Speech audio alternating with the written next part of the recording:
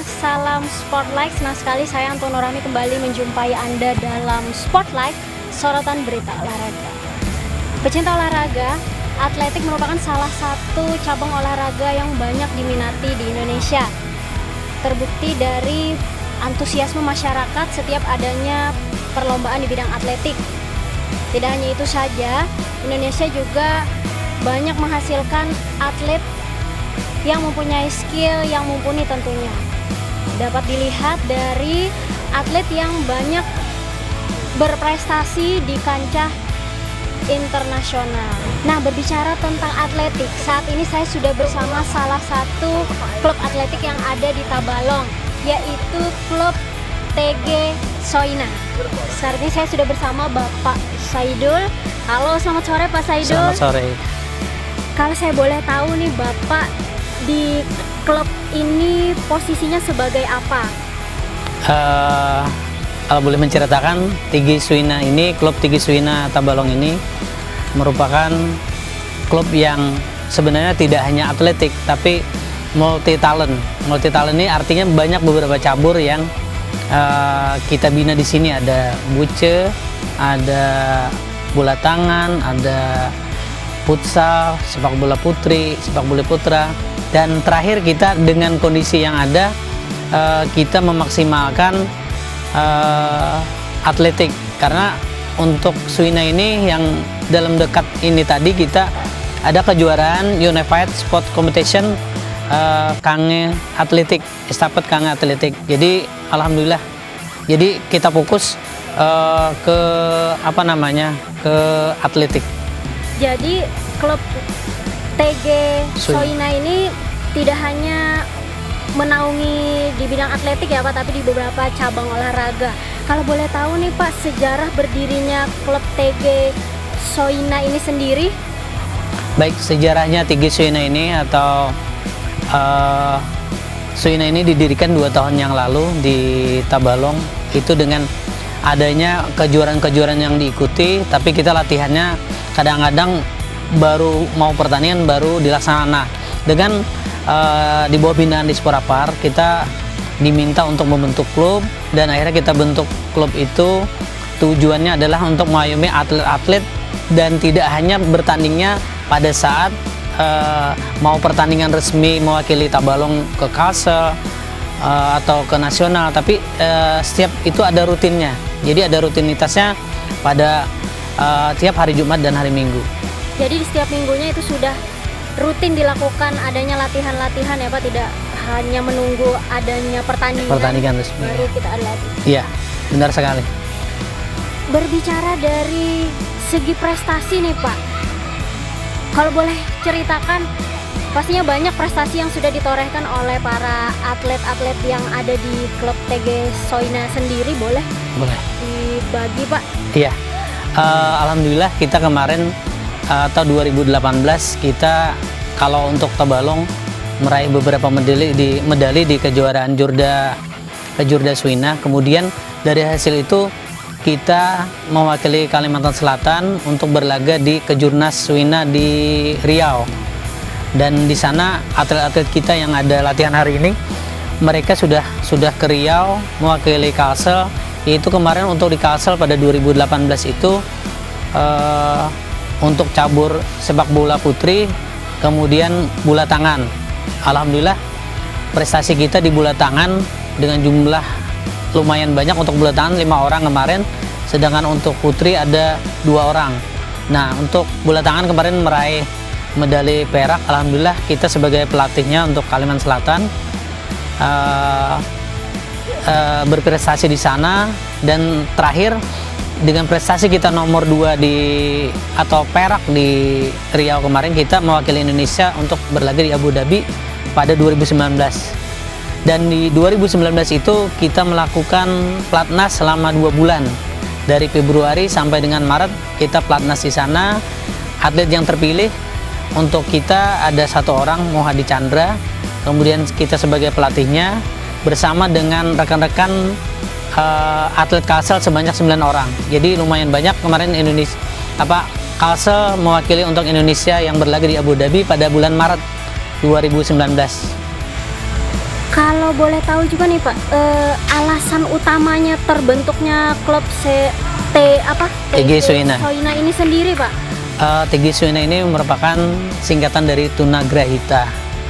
Nah, yang ada di Tabalong, artinya orang-orang yang punya keterbatasan, kalau bahasa enteknya itu disabilitas intelektual. Nah, jadi mereka yang di bawah, bahkan yang namanya sindrom malah bisa berlaga untuk ke internasional. Makanya kami berharap nantinya kalau ada yang ada keluarga atau sanak saudara yang mempunyai disabilitas intelektual atau IQ-nya agak di bawah, nah itu bisa bergabung dengan kami, dan insya Allah nanti ke depannya kita banyak lagi lomba-lomba yang akan kita ikuti dalam waktu dekat. Selain estafet ini, nantinya ke tingkat nasional pada bulan Mei atau Juni, nantinya ada renang, ada buce, ada bola tangan. Jadi kita selaku pelatih maupun pemilik selaku pelatih akan menggait seperti yang kemarin kita gait ahlinya atletik. Meskipun kita pelatih ada sedikit ilmu untuk pelatihan atletik, tapi kita menggait ahlinya dengan menggait Pak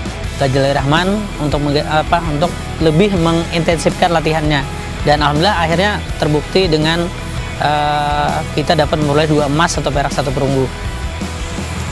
Kalau boleh tahu nih Pak, untuk saat ini sudah berapa jumlah anggota yang ada di klub TG Soina itu sendiri?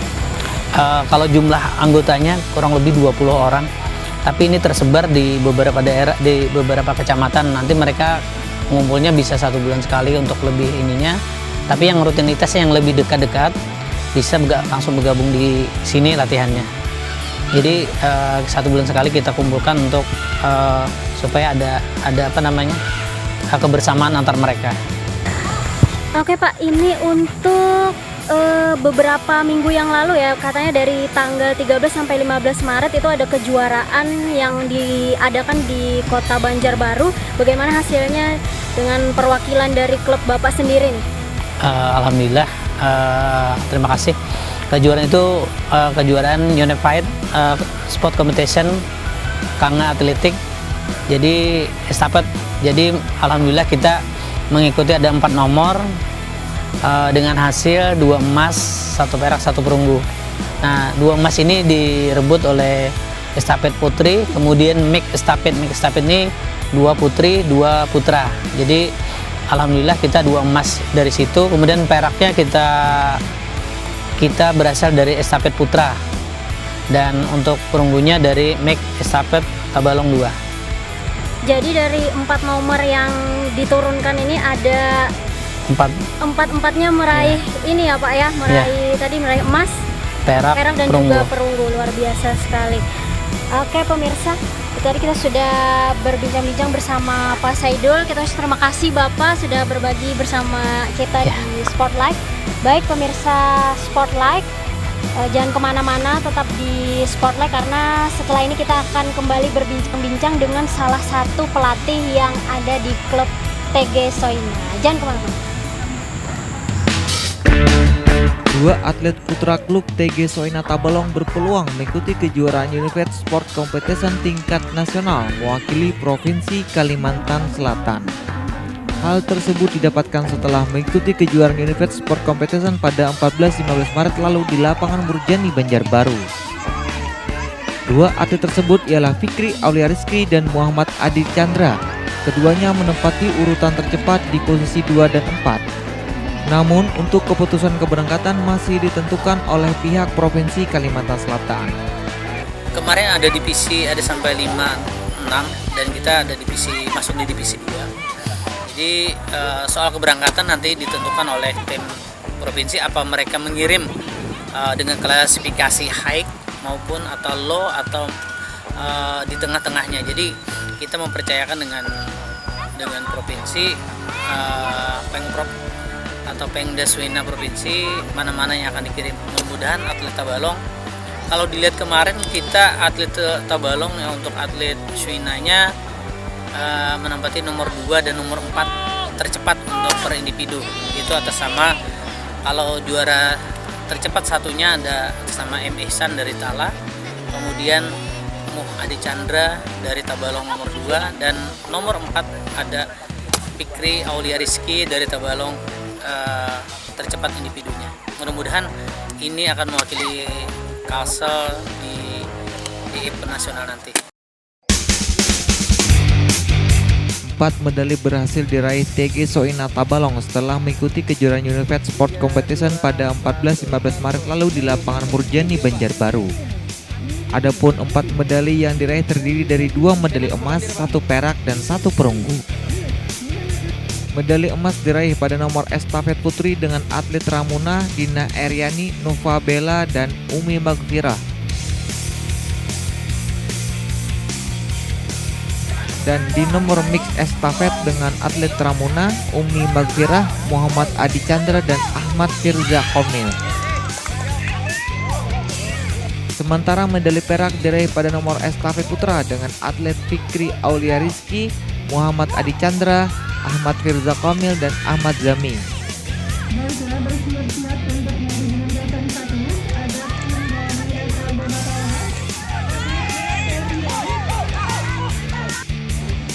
Dan terakhir, medali perunggu diraih pada mix estafet dengan atlet Dina Eryani, Nova Bella, Ahmad Zami, dan Fikri Aulia Rizky.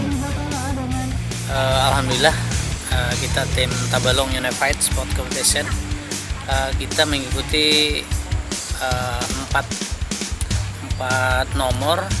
Alhamdulillah kita mendapat 2 emas, 1 perak, 1 perunggu, yaitu 1 emasnya dari estafet putri, kemudian dari mix Tabalong 1 emasnya, jadi ada 2 emas. Perak itu estafet putra, sedangkan estafet satunya juara 3 atau perunggu. Alhamdulillah kita totalnya adalah 2 emas, 1 perak, dan 1 perunggu. Kejuaraan Unified Sport Competition ini ajang pertama kalinya diselenggarakan bagi atlet yang memiliki disabilitas intelektual, mempertandingkan berbagai nomor lomba baik putra dan putri. Klub TG Soina Tabalong ikuti atletik estafet di 2 nomor putra dan putri. Setiap nomornya berjumlah 4 atlet, terdiri dari 2 atlet disabilitas intelektual dan 2 atlet biasa.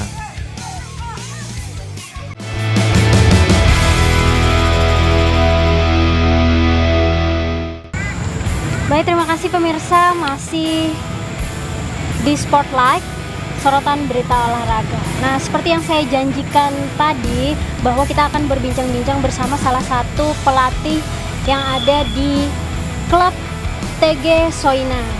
Nah, saat ini saya sudah bersama Pak Ghazali ya Pak ya. Kalau boleh tahu nih Bapak sebagai pelatih di cabang olahraga apa nih di klub TG Soina ini sendiri? Kita sebagai pelatih ya, tentunya kita juga merangkap ini sebagai pelatih umum dari TG Soina. Kita juga berasal dari klub atletik Borneo. Nah, ini juga tantangan bagi saya pertama kalinya menggabungkan kombinasi antara young leader dengan atlet tunagrahita ya, yaitu ada 2 laki-laki dan 2 perempuan. Alhamdulillah dengan adanya ini kita kurang lebih persiapannya 20 harian, kita bisa memadukan antara atlet yang berkebutuhan khusus dengan atlet yang umum. Akhirnya kita kemarin ke Banjarbaru bertanding, itu mencapai hasil yang cukup memuaskan dibandingkan dengan kita latihan dengan limit waktu sekian, kita sudah mempunyai peningkatan yang bagus. Mudah-mudahan nanti kalau ada pertandingan lagi Soina, nanti bisa di Banjarbaru maupun di nasional kita bisa menjuarai. Jadi dalam waktu latihan yang cukup singkat ya Pak ya. Iya. Alhamdulillah ini klub TG Soina sendiri sudah bisa menghasilkan prestasi yang luar biasa. Ini kalau saya boleh tahu dari Bapak sendiri, bagaimana nih cara latihan yang Bapak maksudkan menggabungkan tadi antara atlet yang umum dan atlet yang berkebutuhan khusus? Yang pertama, kalau kita yang umum kita sudah sering menangani, yaitu dari tahun 2017 yang ada kendala itu dari atlet Soina yang berkebutuhan khusus. Jadi kita mempelajari psikolog anaknya dulu, kita melihat kemampuannya seperti apa, maunya seperti apa, baru kita bisa gabungkan. Yang pertama kita kenalkan dulu anak tadi dengan si young leadernya, yaitu adalah temannya dari yang umum. Kita kenalkan dulu, bagaimana cara dia kalau sudah dia menangkap, artinya ada terjalin kerjasama, terjalin silaturahmi kedua ini tadi, jadi kita bisa mudah dengan menggabungkan anak tadi. Makanya itu saya bilang tadi suatu tantangan bagi kita yang umum, sering menanganinya umum digabung dengan atlet SWOINA yang berkebutuhan khusus. Alhamdulillah dengan itu kita mempelajari sudah, artinya tahu sudah, oh seperti ini. Saya rasa tidak begitu sulit mengajar untuk atlet yang berkebutuhan khusus, sama saja dengan umum, yang penting kita sabar, mau belajar, mau memahami, itu saja. Ini kalau boleh tahu nih Pak, kan di setiap latihan ataupun di dalam pertandingan itu sendiri terkadang kita terjadi cedera. Cedera sendiri kan ada yang ringan dan juga mungkin ada cedera yang berat. Nah itu kira-kira seperti apa tuh Pak? Cedera yang ringan dan seperti apa juga cedera yang berat itu? Ya, kalau cedera ringan yang biasa kita temui itu atlet setelah melakukan durasi latihan, pemanasan, masuk ke inti dia sering pusing, muntah-muntah, itu cedera ringan. Itu hukumnya biasa saja bagi atlet ya. Karena porsinya antara yang berkebutuhan khusus dengannya umum, dia kaget mungkin mendapat latihan porsinya dengannya umum ya, seperti itu. Kalau yang umum mungkin dia sudah terbiasa. Itu cedera ringan salah satunya. Yang kedua cedera ringan yang sering kita temukan yaitu adalah pegalnya bagian kaki, bagian sini, itu sering terjadi karena mungkin atletnya karena persiapannya pendek, dia mengalami agak cedera ringan. Kalau cedera berat itu seperti dia melewati halang rintang, karena di kanga estafet ini dia memerlukan waktu tempuh yaitu adalah 40 meter, balik lagi dia melakukan halang rintang. Itu yang sering cedera saat latihan, itu yang kita selalu perhatikan. Bagaimana cara dia melompat, bagaimana saat dia mendarat, itu yang kita ajarkan terus kepada anak. Agar anak tadi tidak cedera berat, karena itu bisa berakibat fatal kalau dia cedera ankle. Sering cedera ankle itu bahkan bulan-bulanan kalau mau sembuh. Kalau misalkan cedera yang ringan ataupun berat ini sudah terjadi, kira-kira bagaimana cara mengatasinya? Kalau cedera ringan seperti muntah, seperti pegal-pegal tadi, kita pijat. Berhubung saya ngambil jurusan pendidikan penjas, di waktu penjas kita diajari yaitu adalah massage. Jadi ada semacam ilmu yang kita dapatkan dulu, kita bisa mempraktikkan kepada peserta didik. Kita pijat, kalau ada es batu kita kasih es batu, kalau ada penterpen kita kasih penterpen. Terutama kalau bagian ankle cedera berat, kita cek dulu. Apabila sudah parah, baru kita kasih urut, sekaligus bisa ke dokter, kita periksa.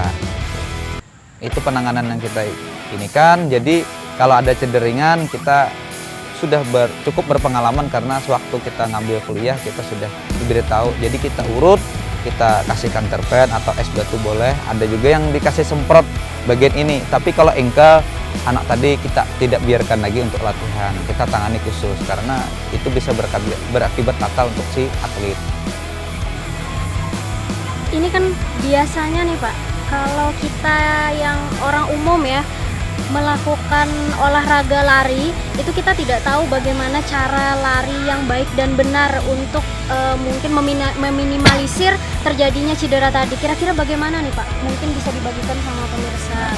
Yang pertama, kita melihat cara orang itu lari. Kebanyakan orang bisa lari tapi tidak bisa menggunakan kaki yang bagus. Terutama lari tadi ada pembagiannya 3, lari jarak jauh, lari jarak menengah, lari jarak pendek. Kalau jarak menengah dia menggunakan yaitu adalah tumit. Nah, itu caranya lari. Yang kedua, tangannya menyilang. Apabila kakinya kaki kiri mak depan, berarti tangan kanan yang ke depan. Sebaliknya, apabila kaki kanan ke depan, berarti tangan kiri yang ke depan. Saling menyilang dia, tidak mau sama. Kebanyakan orang kita perhatikan saat dia jogging, mungkin di Pondopo, mungkin di mana lari 10 kilo, yang bagi orang awam tidak mendapatkan ilmu itu mesti salah dia menggunakan. Mesti dia gunakan adalah bola kaki. Padahal kalau jarak jauh dia gunakan adalah bagian tumit yang pertama. Lebih cenderung kepada tumit karena jaraknya jauh. Apabila lari jarak menengah, yang digunakan itu adalah kaki, bagian bola kaki, bagian tengah. Nah, di situ yang kita gunakan. Apabila seperti yang Sonia tadi lari jarak pendek, yaitu adalah kaki ujung. dari bola kaki sampai dengan kaki bagian ujung yang kita gunakan. Jadi mendapatkan waktu yang bagus, larinya benar, dan ayunan lengan dan ayunan kaki itu sangat diperhatikan. Ya, kalau ayunan yang bagus itu seperti ini, dia melangkah. Mungkin nanti ada dikasih trik, mungkin nanti dikasih video nanti sama kita. Terima kasih. Oke, kita ucapkan terima kasih pada Pak Ghazali. Terima kasih sudah berbagi informasi seputar cara lari yang baik dan benar tadi Pak ya. Ya. Oke pemirsa, jangan kemana-mana, tetap saksikan Spotlight dan kami akan hadirkan rangkuman berita olahraga selama sepekan yang sudah disiapkan tim untuk Anda. Jangan kemana-mana, tetap di Spotlight. Sebanyak 3 tim balap motor dari Kabupaten Tabalong bakal ikuti full seri kejuaraan nasional Motoprix Regional Kalimantan tahun 2020. Sesuai kalender olahraga Kejurnas Motoprix Kalimantan akan berlangsung selama 5 seri di sirkuit yang telah ditetapkan. Ketiga tim balap motor tersebut ialah Robi Motor Racing Team dinahkodai Haji Robi yang akan menurunkan Alif Maulana sebagai pembalap di kelas Rocky. Selain itu, Harakat Tanjung Mulia Tim yang dimanajeri dua saudara Budi dan Oki yang akan menurunkan Novan Febrian sebagai pembalap di kelas Rocky, di mana Novan Febrian ini merupakan anak kandung dari sang pemilik tim, dan JHR 95 Motorsport yang dinahkodai Haji Juhri yang akan menurunkan dua pembalap andalannya yakni Muhammad Akbar di kelas Rocky dan Haris Ridani di kelas Novice. Saat diwawancarai pengurus IMI Tabalong, Irwan Hidayat menyambut baik atas keikutsertaan tim balap Tabalong yang akan menurunkan atlet Tabalong di Kejurnas nanti. Pasalnya, diharapkan mampu mengangkat prestasi bagi Tabalong, selain itu untuk persiapan atlet balap Porprov di tahun mendatang. Menurut informasi yang kami dapat, ketiga tim tersebut akan turun full 5 seri di tahun 2020 karena ini akan bersangkutan dengan prestasi-prestasi atlet pembalap Kabupaten Tabalong untuk persiapan Porprov tahun 2021. Kami dari IMI Kabupaten Tabalong sangat berterima kasih kepada tim-tim balap yang mengikuti Kejurnas Region C Kalimantan karena secara tidak langsung mereka ikut serta dalam memajukan atlet-atlet Kabupaten Tabalong untuk bisa bersaing secara nasional.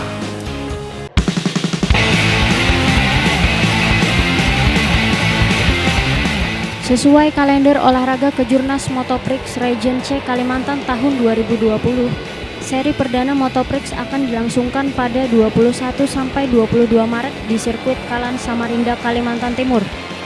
Namun terjadi penundaan berdasarkan surat Ikatan Motor Indonesia Pusat perihal penundaan jadwal seluruh kegiatan IMI di Indonesia.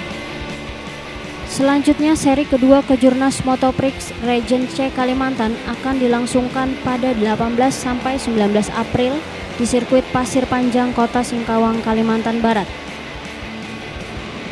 Setelah libur Lebaran, seri ketiga Kejurnas Motoprix Region C Kalimantan akan dilangsungkan pada bulan Juli di sirkuit Bumi Rahayu, Kota Bulungan, Kalimantan Utara. Kemudian seri keempat Kejurnas Motoprix Region C Kalimantan akan dilangsungkan pada 5 sampai 6 September di sirkuit Subaru, Kota Palangkaraya, Kalimantan Tengah.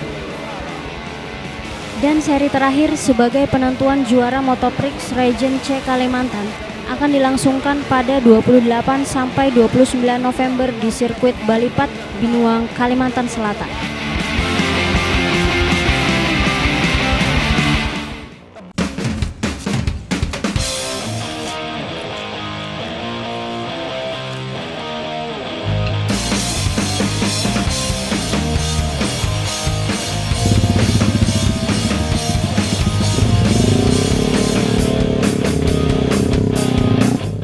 Inilah Muhammad Akbar, salah satu atlet balap dari Kabupaten Tabalong yang tengah mempersiapkan diri menghadapi Kejurnas Motoprix Region C Kalimantan 2020.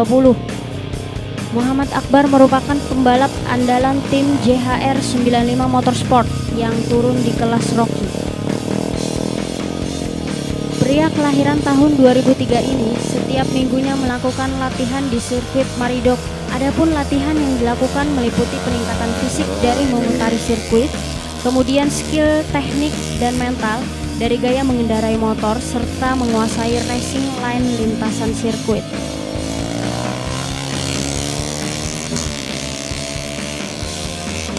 Dari usia 12 tahun, berkat dorongan orang tua, beragam kejuaraan balap motor daerah hingga nasional telah diikuti. Hasilnya puluhan prestasi telah diraih dari berbagai kejuaraan dan pencapaian terbaik sebagai champion Open Race HBP Cup Prix kelas Rocky Castle serta mendapat penghargaan IMI Award pada tahun 2018 lalu. Melihat prestasi yang telah diraih selama mengikuti berbagai kejuaraan balap motor di Kejurnas Motoprix Seri C Kalimantan tahun 2020, Muhammad Akbar menargetkan sebagai juara Rocky di ajang tersebut. Jadi kalau untuk tahun ini di kejuaraan nasional Motoprix Region C ingin menjadi juara region di Rocky tahun ini. Pesaing berat kira-kira kalau dilihat dari ininya Banyak lah pesaingnya banyak. berapa orang kira-kira yang mengikuti kelas ini infonya? Kalau mengikuti orang ini kira-kira lebih dari 10 orang. Artinya berkomitmen lah, optimis saja dengan hasil terbaik. Pasti aku optimis.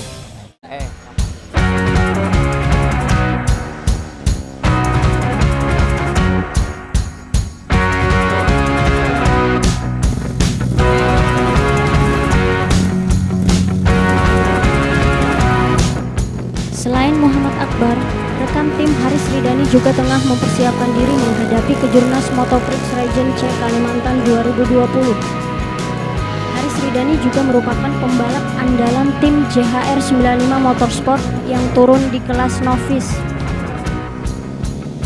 Pria berusia 19 tahun ini setiap minggunya juga melakukan latihan di sirkuit Maridok. Adapun latihan yang dilakukan meliputi peningkatan fisik dari memutari sirkuit, kemudian skill teknik dan mental dari gaya mengendarai motor serta menguasai racing line lintasan sirkuit. Pada awal karirnya, di usia 17 tahun mengikuti kelas bebek 2 tak standar, didasari atas hobi dan tantangan tentang olahraga balap motor. Dan hasilnya beragam prestasi telah diraih dari berbagai kejuaraan daerah hingga nasional pada tahun 2018. Dalam Kejurnas Motoprix Seri C Kalimantan tahun 2020, Haris Ridani optimis akan hasil terbaik di ajang tersebut sehingga mampu membanggakan kedua orang tuanya dan tim. Nah ini dalam ini optimis saja lah kira-kira. Optimis saja ya, bisa bersaing di barisan depan. Artinya apa yang diinginkan dalam full kejurnas ini nih kira-kira yang ingin dicapai, bukan hanya juara, kira-kira apa? Jadi yang terbaik membanggakan kedua orang tua dan menjadi juara region.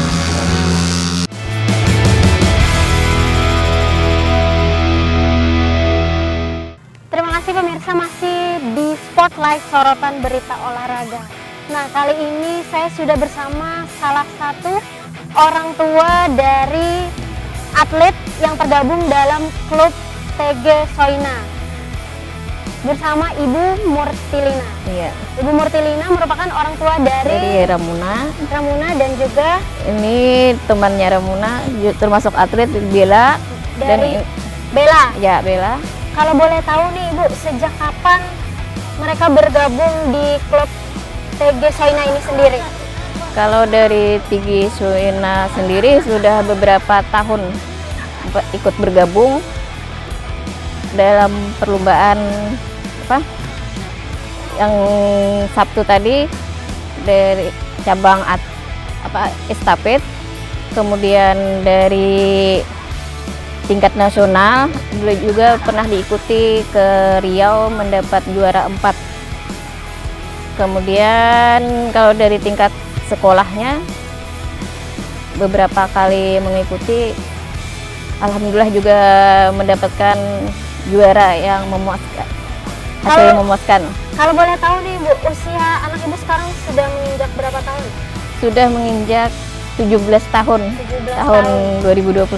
Ya. Kalau boleh tahu nih Bu, apa sih awal mulanya tertarik untuk menjadi atlet lari di klub TG Soina ini sendiri?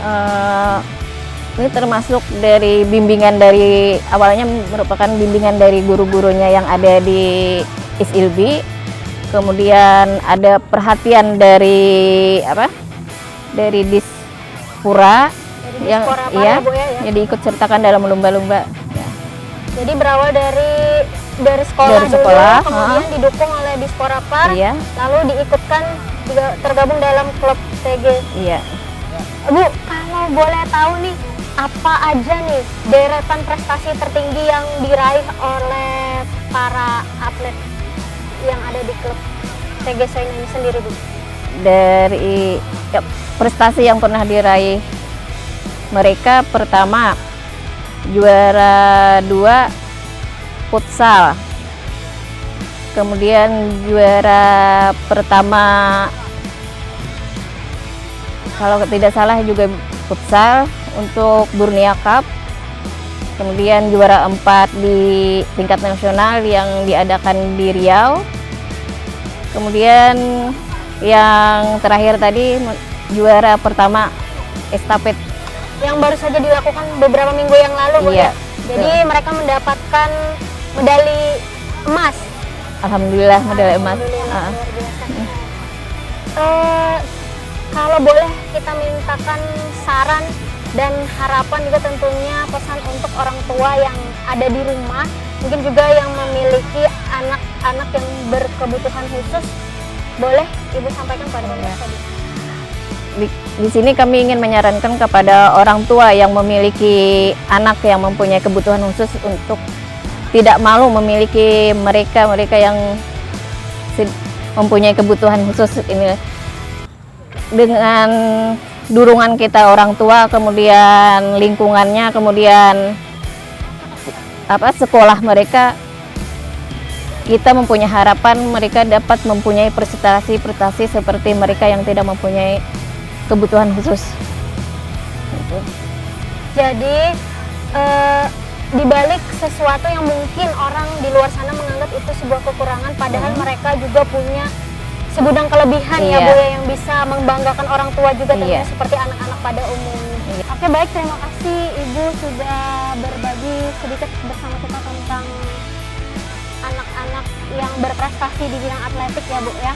Saya mau tanya ke Umi nih lagi. Umi boleh cerita sedikit pengalamannya sebagai atlet di Tabalong? Pengalamannya yang untuk lari estafet hari Sabtu kemarin itu ya cukup kayak merasa bangga, karena biasanya kan lombanya umum, ini kan kayak campur sama anak yang mempunyai kebutuhan khusus, jadi di situ kita punya pengalaman baru, teman baru juga gitu. Jadi kemarin mendampingi teman-teman di estafet, ya? Iya, betul sekali.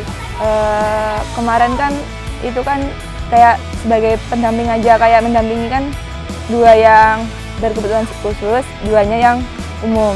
Oh, jadi ada 4 orang dalam estafet itu? Iya, betul. Jadi tadi katanya meraih medali emas, ya? Iya.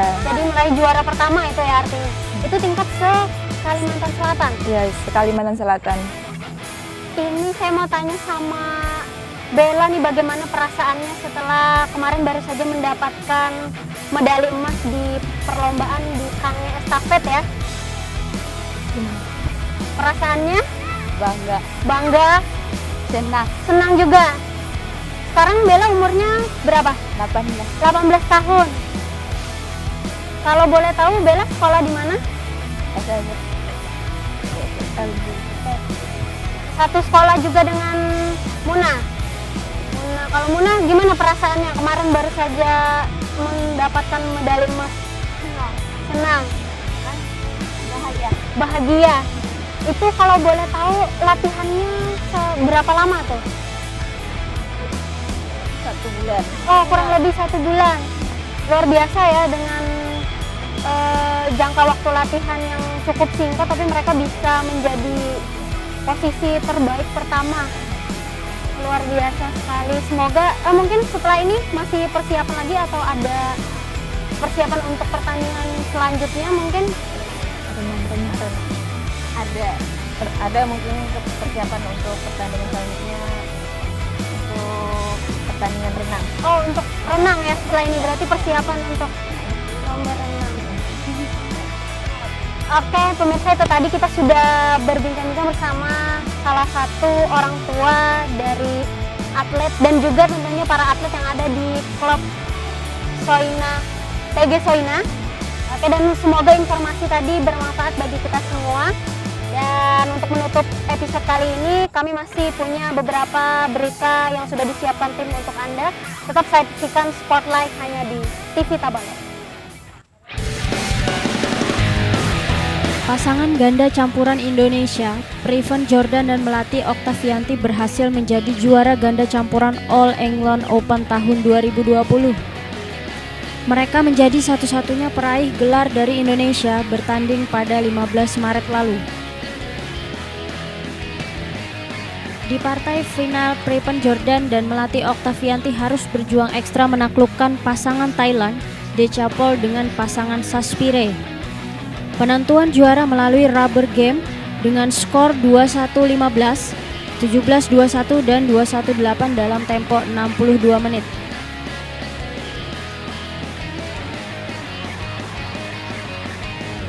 Trofi All England Open 2020 menjadi gelar juara yang sangat spesial dan bersejarah bagi Preven dan Melati, di mana untuk pertama kalinya pasangan tersebut meraih gelar juara dan naik satu tingkat peringkat ke posisi 4 dunia.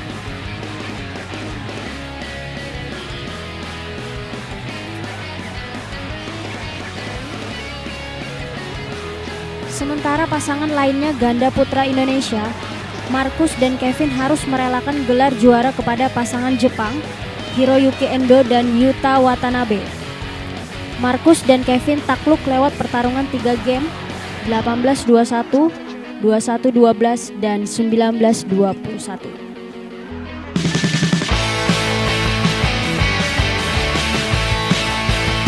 Di pekan ketiga Liga 1 Indonesia tahun 2020, Persib Bandung tetap bertahan sebagai pemuncak klasmen sementara dengan raihan 9 poin. Persib berhasil menang atas PSS Sleman dengan skor 2-1, walaupun Persib tertinggal di menit awal dari gol Aaron Evans. Dan Persib mampu mengembalikan keadaan dari gol Geoffrey Castellion dan Wonder Luis.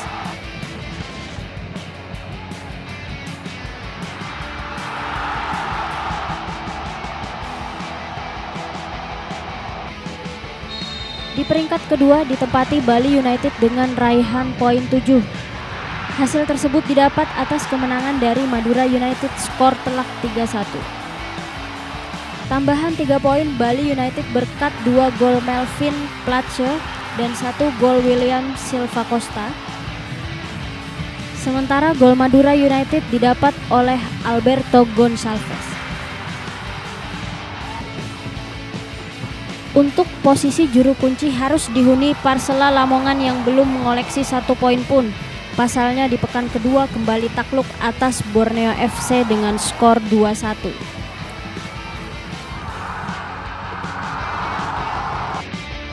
Berikut kami tampilkan klasemen pekan ketiga Liga 1 Indonesia tahun 2020.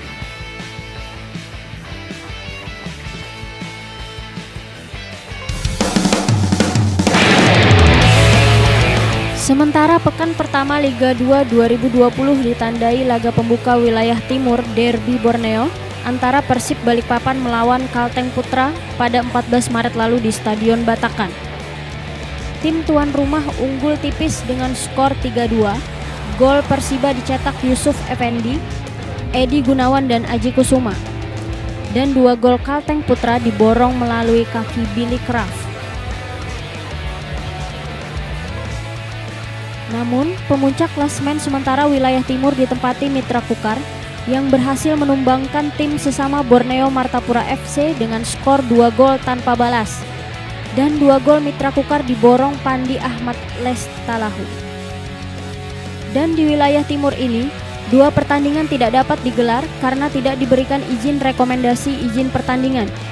Laga tersebut adalah Persis Solo melawan PSCS Cilacap dan Persewar Waropen berhadapan PSG Gresik. Berikut kami tampilkan klasemen pekan pertama Liga 2 Indonesia wilayah timur tahun 2020. Di grup sebelah pemuncak klasmen sementara wilayah barat diduduki Babel United dengan raihan poin 3. Babel United unggul 3 gol atas tim tamunya Persekat Tegal. 3 gol dicetak Hasan Husin, Afrian Syah, dan Doli Gultom. Dan posisi kedua ditempati PSPS Pekanbaru dengan raihan hasil yang sama dengan Babel United. PSPS unggul 3 gol tanpa balas atas tim tamunya klub Liga 1 tahun lalu Semen Padang. 2 gol dicetak Fani Aulia dan 1 gol dicetak Mukhlis. Berikut kami tampilkan klasmen pekan pertama Liga 2 Indonesia Wilayah Timur tahun 2020. Menindaklanjuti hasil rapat internal, Kemenpora, PSSI, dan PT LIB telah sepakat menunda sementara kompetisi Liga 1 dan Liga 2 Indonesia 2020 hingga 2 minggu. Penundaan terhitung mulai 16 sampai 29 Maret 2020 atau sampai melihat situasi perkembangan COVID-19 yang terjadi sejauh ini.